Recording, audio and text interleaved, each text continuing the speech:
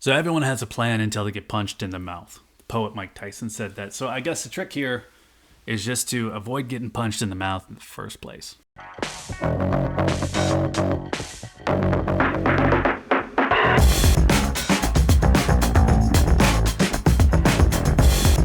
We're going to take a look at a popular narrative, one that affects the pressure to buy gold, maybe gets us to jump when we wouldn't have otherwise. Now, just to be clear, I think buying gold is a good idea. Imagine that. But it is expensive. So it's something to do with a clear mind, steady planning, rather than anxiety. Because most of the popular videos on gold and silver are always going to be about fear.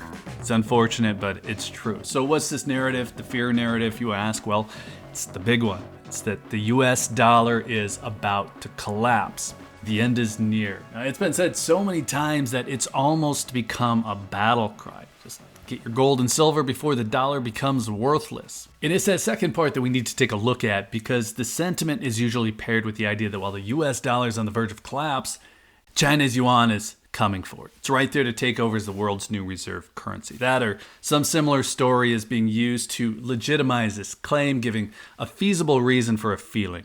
And this is pervasive. It kind of sinks in. People are going to comment about how the dollar is worthless already. It happens all the time.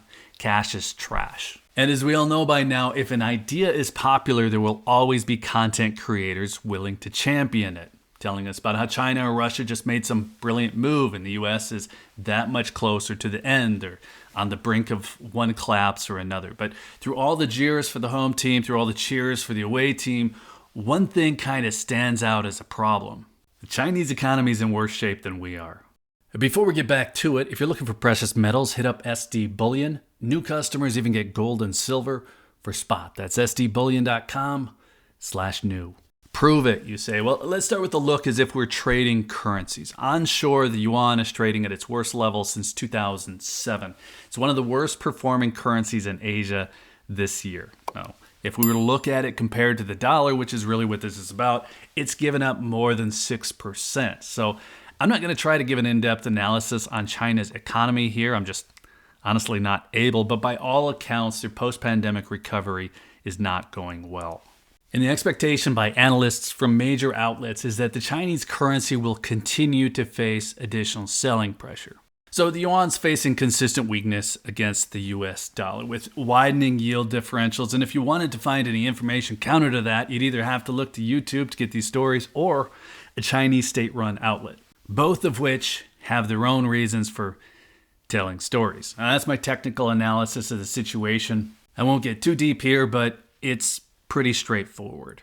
Now, really, I don't spend big parts of my day comparing China's currency to USD. It's just not my field. And even if it was, I'd be a lot more focused on real-world causes and effects. The kinds of things that might seem like reasons for the dollar's eventual demise, like government overspending, are the kinds of things that make for convenient monsters. But they're also the kind of things that go on in China or Russia or whatever other away team that the YouTubers are telling us are so brilliant. China, Russia, Saudi deal, game over for the US. Those stories, they're not normally going to get our attention, but when they're exaggerated and fabricated, they can seem like evidence of how this New World Order idea is about to happen. The dollar is doomed. Do this now. Okay, whatever. Now, I'd love to simply ignore it, but it's the flavor of most of the videos in this space. Just take any foreign PR, anything a foreign politician says, and act like it's actually happening. It's a pretty simple trick to pull off, and it's one that plays out really well for video views, but I think it negatively affects the plans that we're making. So what do we do instead? Well, I'm going to give you a couple ideas here in a moment, but first off, I don't discount this idea that the value of the dollar is on the decline. As you can see, I'm not on here telling people to save cash, nothing but cash.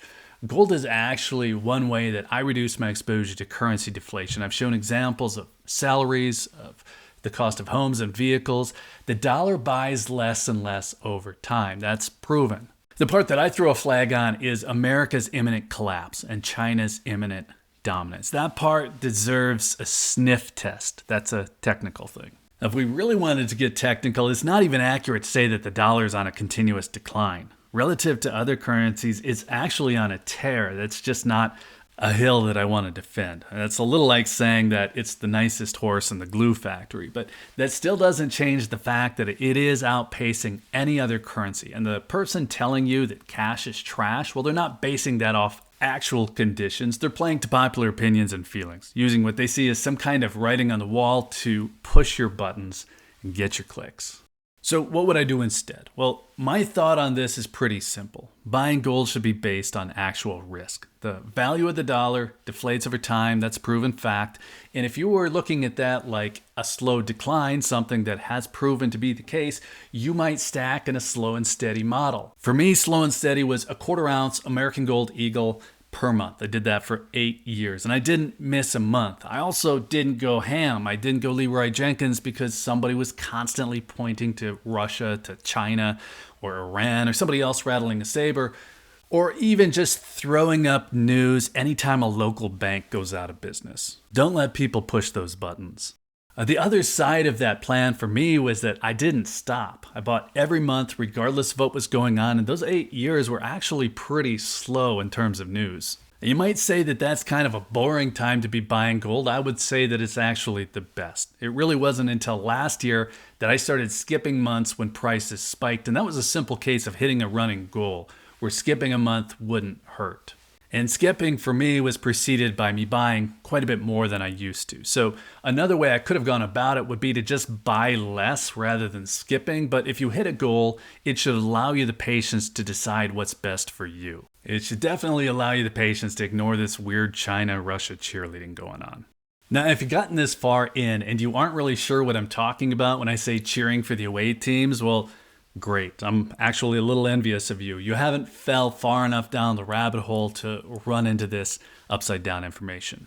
Now, I make these videos to point out some tips on buying gold, not to point out the crazy things being said now and then, but this is a case where those other stories run counter to what I see as good solid planning.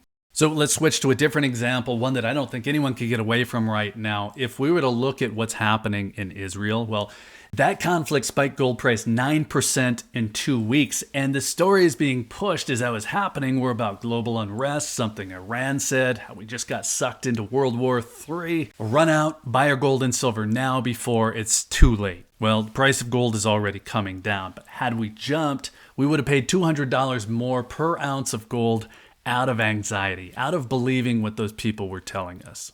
And hey, it isn't the worst thing in the world if we can afford it, but that would be $200 that you wouldn't have for other preparations like more gold. So what I'm seeing here isn't about ignoring threats, it's just about staying in control of your timing. If we were to go back to the charts from 2022, we saw a similar spike in gold price just after Russia invaded Ukraine. Now, at the time, we were hearing similar stories about being sucked into World War III, about how China and Russia were pairing up. All the same foot. Go out and get your gold right now. But after 4 weeks, gold was already heading back down. Timing. So what I'm saying here is fear is a terrible co-pilot. If you were trying to assess actual risk, you'd consider the related likelihood and the related severity. But if you get your information from YouTube, both of those things are masterfully exaggerated. Oh, and it's happening now. The end is near.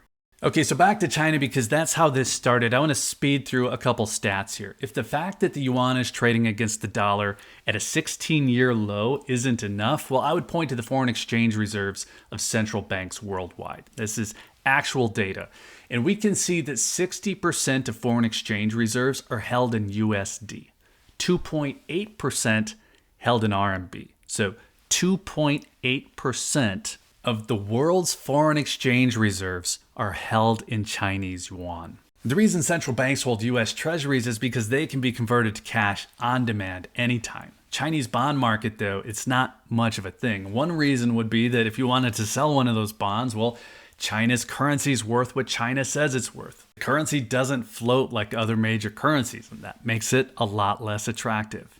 So look, all this talk of Russia and China and BRICS nations creating currency exchange models to bypass the US dollar, that makes it sound like a big story. And more specifically, it makes it seem like there's a big impact here. You have deals between Russia, Saudi Arabia, Iran, Venezuela to trade in Chinese yuan rather than USD. Even France made a deal for natural gas priced in yuan. Then you have big countries like Brazil, India, and Iran trading in their local currencies. But all of that considered, you still have to look at the case where 90% of the world's trade still happens in USD.